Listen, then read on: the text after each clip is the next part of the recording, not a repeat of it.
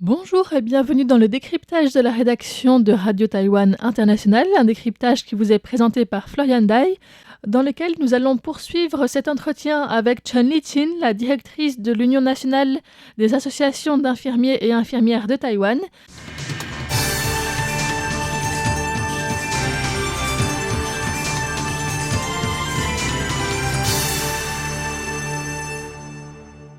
Dans un décryptage précédent, Chen Li-Chin nous avait expliqué les difficultés liées au manque de personnel infirmier à Taïwan. Ces difficultés concernent à la fois le recrutement, mais aussi la rétention du personnel, du fait des difficiles conditions de travail, avec notamment aussi les horaires de nuit dans les hôpitaux, une situation qui fait aussi que plusieurs personnes préfèrent s'orienter vers les cliniques. Actuellement, sur les 190 000 infirmiers et infirmières en poste, 120 000 travaillent dans les hôpitaux. Environ 20% vont dans des institutions de soins longue durée et dans des cliniques, et un peu plus de 60% sont dans un hôpital. En clinique, il n'y a pas besoin de faire des tours de nuit et de travailler les jours fériés. C'est très attractif. Pour les jeunes qui viennent de terminer leurs études, beaucoup se marient et ont des enfants. Et dans ce cas-là, c'est très difficile de se coordonner si on a des tours de nuit et un bébé à la maison. Les cliniques ont aussi leurs difficultés. Parfois, on est seul avec un médecin et il faut s'occuper de tout soi-même. Il faut être très indépendant et très professionnel. Quel que soit le milieu de travail, un élément qui est très important est la formation. Donc il y a d'une part la formation initiale, mais aussi la formation continue. Et c'est aussi quelque chose que Chen Li-Chin, en tant que directrice de l'Union des associations, supervise. L'Union nationale des infirmières et infirmiers regroupe tout le monde, car selon la loi, tous les infirmiers en activité sont obligés de s'inscrire à l'association locale, et l'Union nationale regroupe l'ensemble des associations. Donc tout le monde est membre de l'Union. Nous sommes chargés de la formation, nous organisons des cours gratuits et la participation donne des points qui servent ensuite pour renouveler sa licence. Tous les 6 ans, il faut compléter un certain nombre de cours pour pouvoir renouveler sa licence d'infirmier. Un autre point important que nous n'avions pas encore évoqué est la situation dans les urgences et dans les soins intensifs. Ces deux types d'environnement de travail sont des endroits où la pression est très forte et où on peut être confronté à tout type de situation. Les urgences sont le seul endroit où les patients ne sont pas pris selon leur heure d'arrivée ou de rendez-vous, mais selon la gravité de la situation de chacun. Le triage effectué à l'entrée permet de classer les patients selon leur score de tri. Les niveaux 1 à 2 sont très urgents et seront pris en charge immédiatement, alors que le niveau 5 est pour les patients qui n'avaient pas besoin de venir aux urgences. Il y a 5 niveaux pour le triage.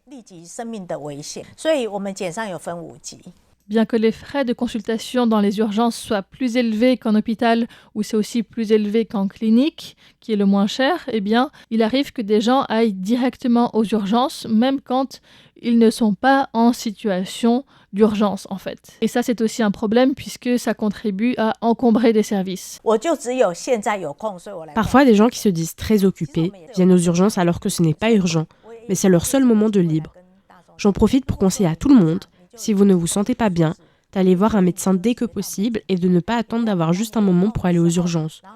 Vous devrez probablement attendre très longtemps aux urgences. Ce n'est pas un cas grave, on vous prendra en charge après les personnes qui ont vraiment besoin de soins urgents.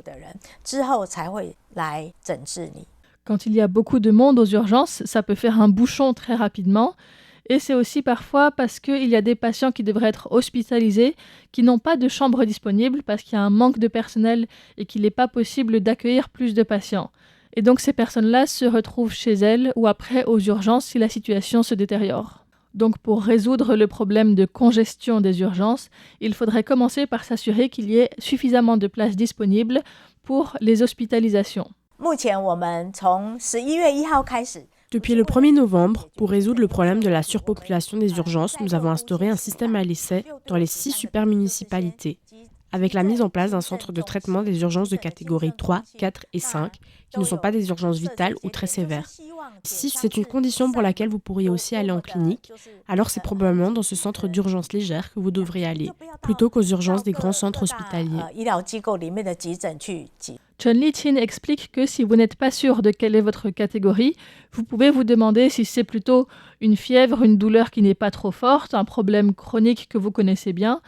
Si vous ne vous trouvez pas en danger, eh bien vous pouvez aller dans ces centres d'urgence légère. Et voici donc ce qui est fait à Taïwan en ce moment pour essayer de résoudre cette situation des urgences où il y a vraiment énormément de monde. Et c'est difficile à la fois pour le personnel qui y travaille et pour tout le monde qui a vraiment besoin de soins urgents. Ensuite, l'autre situation où les infirmières et infirmiers sont confrontés à des cas complexes et où il y a vraiment besoin de réagir vite, ce sont les soins intensifs. En soins intensifs, c'est un système particulier. Les patients peuvent avoir des crises aiguës et des urgences vitales. Si c'est pour un traitement médical habituel, les gens sont placés dans des chambres d'hôpital ordinaires. Et c'est seulement lorsque leur situation est complexe et nécessite une surveillance très rapprochée qu'ils sont transférés en chambre de soins intensifs. Les infirmières de soins intensifs sont en général en charge de 2 à 3 patients à la fois, pas plus. Ne croyez pas qu'avec 2 patients, c'est facile à gérer. Ils ont parfois des respirateurs, des perfusions pour recevoir des traitements ou de la nourriture. Leurs signes vitaux sont instables et doivent être vérifiés régulièrement. Si leur pression artérielle baisse, il faut pouvoir commencer immédiatement une réanimation. C'est un travail à haut risque et à forte pression. Et pour le personnel infirmier de ces services, une certification complémentaire en soins intensifs est exigée. Ces infirmiers ne peuvent pas gérer 6 ou 10 patients à la fois, mais leurs patients peuvent être polytraumatisés, auquel cas un infirmier pourra être responsable d'un seul patient. Et dans les cas les plus graves, il arrive que 2 infirmiers s'occupent ensemble d'un patient. Parmi les souhaits, ou on pourrait dire aussi les vœux pour la nouvelle année, eh bien, Chen Liqin souhaite que à la fois le gouvernement et tous les secteurs et la société en général puissent reconnaître la valeur du travail du personnel infirmier et l'importance de sa continuité, de sa stabilité. Donc ça commence par un environnement de travail qui soit bienveillant, que l'expertise des infirmières et des infirmiers soit reconnue, et puis que les gens tout simplement soient respectueux les uns envers les autres. Ça a l'air très basique et en même temps c'est important de le respecter parce que ce n'est pas toujours le cas. La violence au travail est une des principales causes de démission pour nous. Pour l'instant, la loi fait que si on informe le ministère de la Santé d'un incident violent, il peut mettre une amende tout de suite. Nous souhaitons que la loi soit amendée pour plus de précision, parce que pour l'instant, les violences sur le lieu de travail sont généralement punies d'une amende seulement, mais ce n'est pas toujours très dissuasif. Et nous aimerions que ce soit dans le code pénal qu'il puisse aussi y avoir des peines d'emprisonnement. C'est un sujet pour lequel l'Union des associations est en dialogue avec le yuan législatif en ce moment. Au niveau des politiques gouvernementales, au-delà de l'augmentation des effectifs, une autre demande est que l'enseignement soit plus en lien avec les institutions de soins et que les élèves diplômés aient une formation qui corresponde effectivement aux besoins du milieu clinique. Et pour conclure cet épisode, un dernier mot de la part de Chen Liqin, la directrice de l'Union nationale des associations d'infirmiers et infirmières de Taïwan, un mot qui est adressé aux professionnels de la santé. Je voudrais remercier toutes les infirmières et tous les infirmiers qui aujourd'hui sont encore en poste et luttent pour préserver la santé de tout le monde.